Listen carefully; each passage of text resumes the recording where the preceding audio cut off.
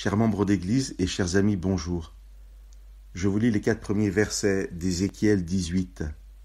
La parole du Seigneur me parvint. Qu'avez-vous à répéter cette maxime sur la terre d'Israël?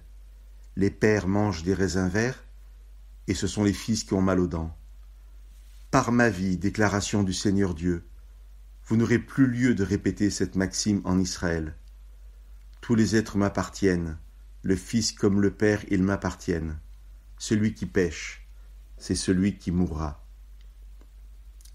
Cette parole de Dieu est donc une façon de tordre le cou à cette idée répandue à l'époque, mais répandue encore aujourd'hui, qu'il irait forcément les parents et les enfants dans une même responsabilité. Je ne suis pas en tant qu'enfant responsable des péchés de mes parents. Il est évident que si mes parents se sont mal comportés par rapport à moi, je peux en subir les conséquences, que j'aurai peut-être un travail à faire avec Dieu et avec des spécialistes pour me reconstruire, mais je ne suis pas responsable des péchés de mes parents. Et même si un des commandements dira « Honore ton père et ta mère », et m'installe dans cette idée que je ne dois jamais abandonner mes parents, eh bien, si j'ai un choix à faire entre Dieu et mes parents, Dieu et ma famille, ce texte m'invite à choisir Dieu. Parce que le premier de tous les péchés, c'est s'éloigner de Dieu, c'est l'idolâtrie.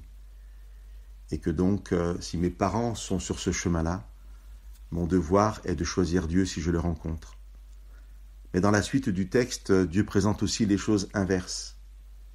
Si mes parents sont fidèles à Dieu, cela ne m'exonère pas de la démarche personnelle que j'ai à faire pour moi aussi être fidèle à Dieu. Je suis donc dans toutes les situations responsable de mon comportement par rapport à Dieu. Mes amis, peut-être que nous vivons des moments difficiles aussi parce que nos familles nous empêchent d'être vraiment dans cette relation que nous voudrions avoir avec Dieu. Eh bien, prions ensemble, prions les uns pour les autres, afin que nous puissions choisir Dieu en toutes circonstances et lui être fidèles. Que Dieu vous bénisse.